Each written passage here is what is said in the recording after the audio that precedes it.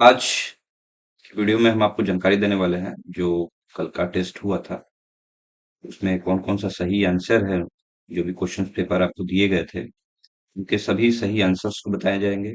इसके अलावा जिन लोग का टेस्ट रिजल्ट आया है उसका रिजल्ट भी डिस्प्ले किया जाएगा और जो आपने पेपर शीट दिया है उसको भी मैं डिस्प्ले करूंगा ताकि आप अपने क्वेश्चंस को देख सकें क्या आपने टिक लगाया है। सबसे पहले हम बात करते हैं फर्स्ट क्वेश्चन का। What is the default file extension of A Microsoft word document. Extension name यहाँ पूछा जा रहा है कि एमएस वर्ड का एक्सटेंशन नेम क्या है। तो हम जानते हैं कि डॉट टीएक्सटी जो होता है वो नोटपैड का होता है, पीडीएफ भी दूसरा होता है, एक्सएलएस एक्सेल का होता है। यहाँ पर यही एक ऑप्शन बचता है डॉट डॉक्स। तो यहाँ पर बी आंसर जो है इसका राइट आंसर है। नेक्स्ट क्वेश्चन है विच शॉर्टकट की is use to copy selected text in MS Word. Microsoft Word में आप कौन से शॉर्टकट की के द्वारा टेक्स्ट को, जो भी टेक्स्ट आपने सेलेक्ट किया है उस टेक्स्ट को कॉपी करते हो। तो कंट्रोल सी के द्वारा हम कॉपी करते हैं, कंट्रोल वी के द्वारा हम पेस्ट करते हैं, एक्स के द्वारा कट करते हैं और कंट्रोल जेड के द्वारा रिवर्स एक्शन करते हैं। तो यहाँ सही आंसर आता है सी, कंट्रोल सी। उसके बाद थर्ड नंबर क्वेश्चन है what does the undo button do in MS word.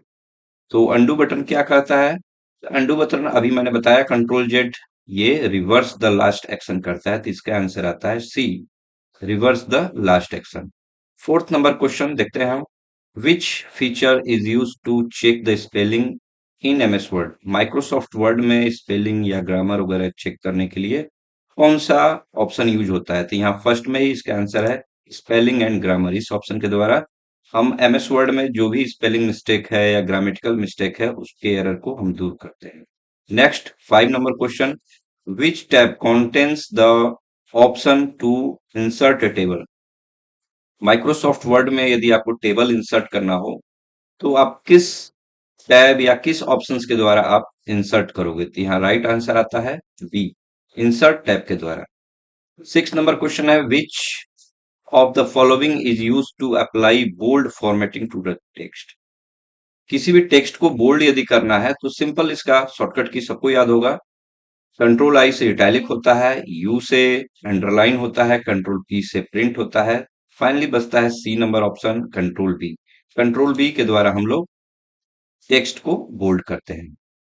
7 number question what is the shortcut for saving a workbook in MS Excel. Microsoft Excel में वर्कबुक को आप save किस shortcut की के द्वारा करते हो? तो इसका सही आंसर आता है कंट्रोल के साथ एस आप प्रेस कीजिएगा तो सेव का डायलॉग बॉक्स आता है, वहां पर आप डेस्टिनेशन और फाइल का पर्टिकुलर नेम देकर उस फाइल को सेव कर लेते हो। नेक्स्ट क्वेश्चन देखते हैं क्वेश्चन नंबर 8। क्वेश्चन नंबर 8 है how can you select an entire column in Excel. सारा का सारा कॉलम ही आपको, इंटायर कॉलम आपको सेलेक्ट करना है तो आप एक्सेल में कैसे सेलेक्ट करोगे? तो यहाँ पर हम सिर्फ जानते हैं कि जितना भी हमारा एक्सेल में कॉलम का नेम है वो अल्फाबेट होता है एबीसीडी और रो नेम जो होता है न्यूमेरिक होता है 1 2 3। तो जैसे ही हम अल्फाबेट पे किसी भी कॉलम पे, जैसे कॉलम ए है या बी है या सी है, उसके लेटर पे क्लिक करते हैं तो पूरा का पूरा जो कॉलम है वो सेलेक्ट हो जाता है। तो इसका सही आंसर आता है ऑप्शन ए। 9th क्वेश्चन है which of the following is a valid cell reference. इनमें से वैलिड सेल रेफरेंस कौन है? तो सेल जो एड्रेस होता है वो क्या होता है? सबसे पहले कॉलम का नेम, उसके बाद रो का नेम। तो यहाँ पर देखिए, यहाँ पर रो का नेम, चूंकि रो का नेम जो होता है न्यूमेरिक होता है और कॉलम का नेम अल्फाबेट होता है। तो यहाँ रो का नेम 1 दे रहा है फिर कॉलम नेम दे रहा है, तो ये मिस्टेक हो गया। बी नंबर है A1। A1 मतलब कि कॉलम नेम देन रो नेम, इसका मतलब ये ऑप्शन सही है। तो बी नंबर जो ऑप्शन है ये राइट आंसर है। 10th नंबर क्वेश्चन है which tab contains the chart option in Excel. किस ऑप्शन के द्वारा चार्ट हम इंसर्ट करते हैं या कौन सा ऑप्शन है जो कि चार्ट ऑप्शन को कंटेंट किए हुए है? तो इनमें से होम पर नहीं होता है, इंसर्ट ऑप्शन के द्वारा हम चार्ट को इंसर्ट कर सकते हैं अपने एक्सेल के शीट पर, बी ऑप्शन। नेक्स्ट क्वेश्चन है what does the merge and centre option do. Merge और सेंटर ये एक ऑप्शन का नाम है जो कि होम टैब पर पाया जाता है एक्सेल में। ये क्या करता है? तो सिंपली है, ये टेक्स्ट को सेल को मर्ज करेगा और मर्ज करके उसको क्या करेगा, सेंटर कर देगा। सेंटर किसके लिए है, टेक्स्ट के लिए है। सेल को आप जितने भी सेल सेलेक्ट किए हैं उसको वो मर्ज कर देगा, एक सेल में कन्वर्ट कर देगा। उसके बाद जो भी टेक्स्ट आप उसमें लिखिएगा वो सेंटर में लिखा जाएगा। तो इसका ऑप्शन सी जो है वो राइट आंसर है। नेक्स्ट क्वेश्चन है, which Excel function gives the highest value in a range.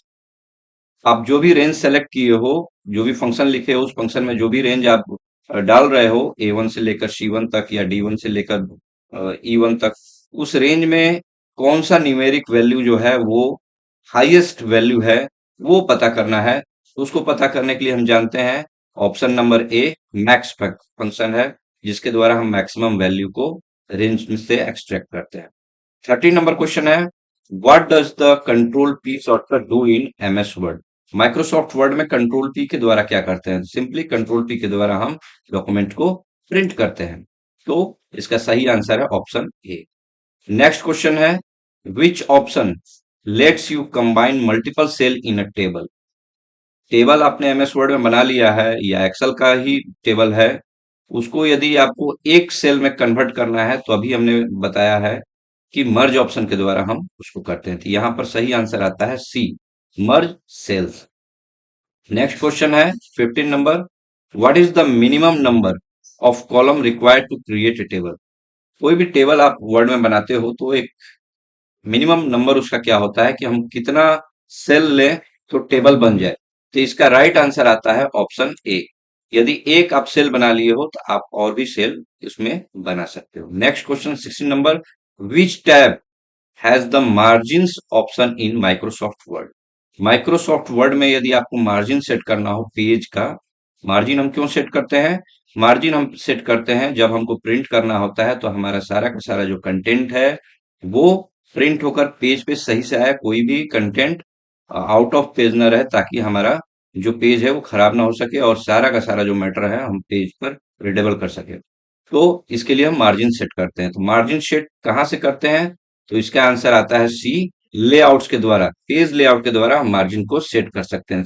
17 number question है, which Excel feature helps in finding and fixing errors in formula. Formula जो भी आपने डाला है उसमें यदि कोई एरर हो गया है तो वो किस फंक्शन के द्वारा, किस फीचर के द्वारा एक्सेल के उसको चेक किया जाता है। तो यहाँ फॉर्मूला बार लिखा हुआ है, फॉर्मूला बार जो है वो क्या करता है, आपके लिखे हुए कंटेंट को शो करता है। और यदि आप किसी फंक्शन को या किसी फॉर्मूला को आपने सेल में लिखा है तो उसका कंटेंट ना दिखा के वो सीधा फॉर्मूला या फंक्शन को शो करता है। बट यहाँ इसका राइट आंसर आता है बी, एरर चेकर के द्वारा हम क्या करते हैं, तो फिक्स करते हैं एरर को जो भी फॉर्मूला में हुआ है। उसके बाद नेक्स्ट क्वेश्चन जो है 18 number question, what type of chart is best for showing proportion.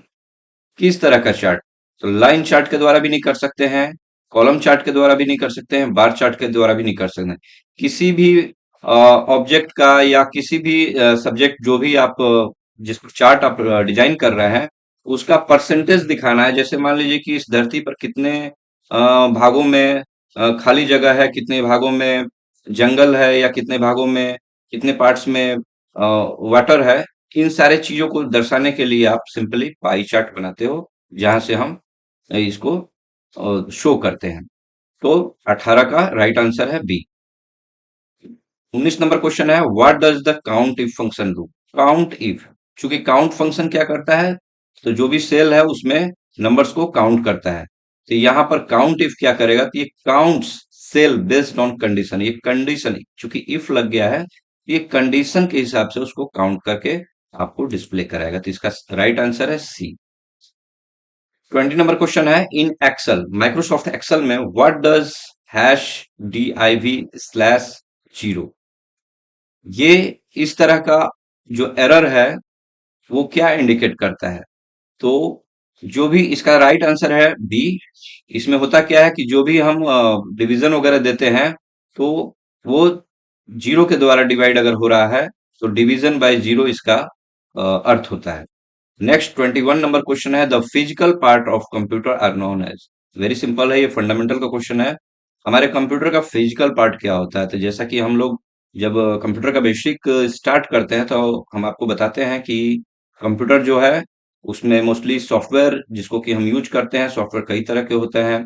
आपको सिस्टम से रिलेटेड होते हैं सिस्टम सॉफ्टवेयर, और जो हमारे वर्क को इजिली करते हैं उनको हम एप्लीकेशन सॉफ्टवेयर कहते हैं।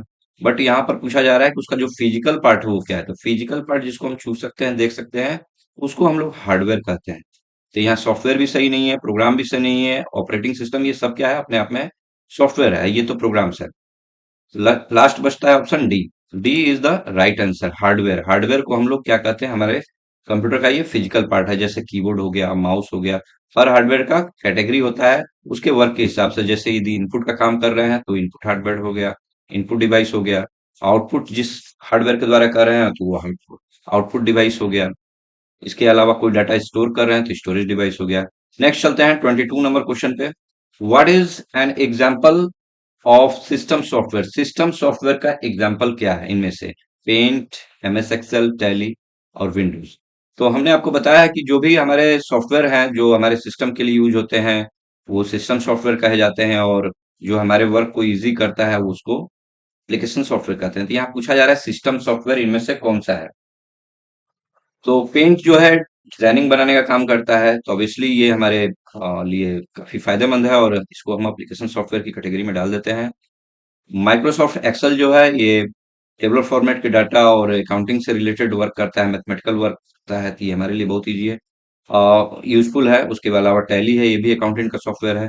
लास्ट बचता है विंडोज। विंडोज क्या होता है? एक ऑपरेटिंग सिस्टम होता है, तो operating system is the system software. Next question है 23 number. Which of the following is a volatile memory? Volatile memory, actually पहले हम समझ लेते हैं कि वोलाटाइल मेमोरी होता क्या है। वोलाटाइल मेमोरी जो है ये, यदि आपका करंट सप्लाई जो है जिससे कि आपका कंप्यूटर चालू होता है, यदि ये सप्लाई ऑन है तो मेमोरी रहेगी, और यदि सप्लाई चली जाती है, वोल्टेज वगैरह चला जाता है, तो वो मेमोरी क्या हो जाएगा, उसमें से डाटा जो है इरेज हो जाएगा। तो यहाँ पर रोम दिया है, रोम जो है ये नॉन वोलाटाइल मेमोरी होता है, क्योंकि इसमें ऑलरेडी प्रोग्राम करके रखा हुआ है डाटा। ये वोल्टेज रहे या न रहे उससे कोई फर्क नहीं पड़ता है। B number, RAM, random access memory, आप इसको जानते हो, यही वोलाटाइल मेमोरी है, क्योंकि इसमें टेम्पोररी रूप से फाइल सेव रहता है, और जब तक कि हम उसको सेव का कमांड न देते हैं अपने सिस्टम में, तब तक फाइल इसी में सेव रहता है। जब सेव का कमांड देते हैं तो हमारा जो स्टोरेज डिवाइस है, जहां भी लोकेशन हम सेट कर रहे हैं वहां चला जाता है। यदि आप सेव नहीं किए और अचानक करंट चला जाता है, सिस्टम शट डाउन हो जाता है, तो आपका जो डाटा है वो इरेज हो जाता है। तो रैम जो है वो परमानेंट मेमोरी नहीं है, वो वोलेटाइल मेमोरी है। Next question 24 number. What does RAM stand? अब यहाँ रैम का फुल फॉर्म पूछा जा रहा है कि रैम का फुल फॉर्म क्या है, तो आप जानते होंगे, रैंडम एक्सेस मेमोरी, इसका राइट आंसर है D. Next question 25। What does the concatenate function do? Concatenate function क्या करता है? एक्चुअली ये एक्सेल का टेक्स्ट ग्रुप का फंक्शन है, और इस फंक्शन के द्वारा हम क्या करते हैं कि अलग अलग टेक्स्ट को एक टेक्स्ट में ज्वाइन करते हैं, तो इसका राइट आंसर आता है बी। नेक्स्ट क्वेश्चन है which of this is not a valid chart type? इनमें से कौन सा है जो कि वैलिड चार्ट का टाइप नहीं है? तो यहां हम देख रहे हैं लाइन चार्ट है, वेब है, रडार है, कॉलम है, बट रडार चार्ट होता है, कॉलम चार्ट होता है, लाइन चार्ट होता है, बट वेब चार्ट जो है वो नहीं है, तो इसका आंसर आता है सी। Next question 27 number. इस क्वेश्चन में हम देखते हैं, ये क्वेश्चन हमारा क्या कर रहा है, what does the V lookup function do in Excel? V lookup function Excel में क्या करता है? तो वी लुकअप, वी का मतलब होता है वर्टिकल और एच का मतलब होता है horizontal.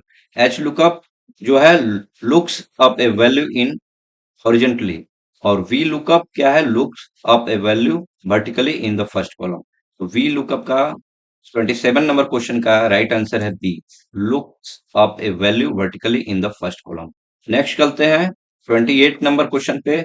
Which of the following allow you to insert a pre made design and layout in MS Word? Microsoft Word में प्री मेड डिजाइन या लेआउट्स जो है वो कहां से हम डिजाइन करते हैं? तो हाइपरलिंक ये अदर ऑप्शन है, ये क्या करता है, ऑब्जेक्ट को या टेक्स्ट को एक दूसरे से लिंक करता है, एक फाइल को दूसरे फाइल से लिंक करता है। चार्ट जो है जो हम डाटा देते हैं उस हिसाब से बनाया जाता है। टेबल भी जो है टेबलर फॉर्मेट के डाटा के लिए होता है। बट स्मार्ट आर्ट जो होता है ये प्री डिजाइंड होता है, और इसमें पहले से ही सब दिया रहता है, लिस्ट वाइज, हायरार्की, ये सारे कैटेगरी अलग अलग होते हैं। जिस तरह का फ्लो चार्ट वगैरह हम चाहते हैं बनाना, उस तरह का ये बना देता है। तो स्मार्ट आर्ट जो है इसका राइट आंसर है, तो इसका ऑप्शन हो गया A. Next question 29, what is the use of columns option in MS Word. Columns ये एक ऑप्शन है माइक्रोसॉफ्ट वर्ड का जो कि बहुत ही यूजफुल है, और इसका हम यूज करते हैं किसी भी डाटा को कॉलम वाइज लिखने के लिए। जैसे मान लीजिए कि आप देखते हो कि कोई पेज है, वो उसमें कुछ टेक्स्ट, कुछ पैराग्राफ जो है एक अलग कॉलम में आ रहा है, बीच में स्पेस है, फिर दूसरी जगह आ रहा है। जैसे आपका ये क्वेश्चन पेपर है, यहाँ पर इस तरह से सीरियल है, इधर इस तरह से सीरियल है, इसको हमने कॉलम में डिजाइन किया हुआ है। इसका राइट आंसर क्या हुआ, तो to split text into vertical section, right answer C. Last question 30 number, which tab contains the chart option in Excel. Chart option Excel में किस टैब में पाया जाता है, तो इंसर्ट जो ऑप्शन है उसमें चार्ट ऑप्शन पाया जाता है। आई होप आपको सारे क्वेश्चन समझ में आ गए होंगे, और क्यों ये सही है ये भी आपको पता चल गया होगा। अब बारी आती है कि किसका क्या नंबर आया है, मैं डिस्प्ले कर देता हूं, और किसने हाईएस्ट अचीव किए हैं वो भी आपको उससे पता चल जाएगा।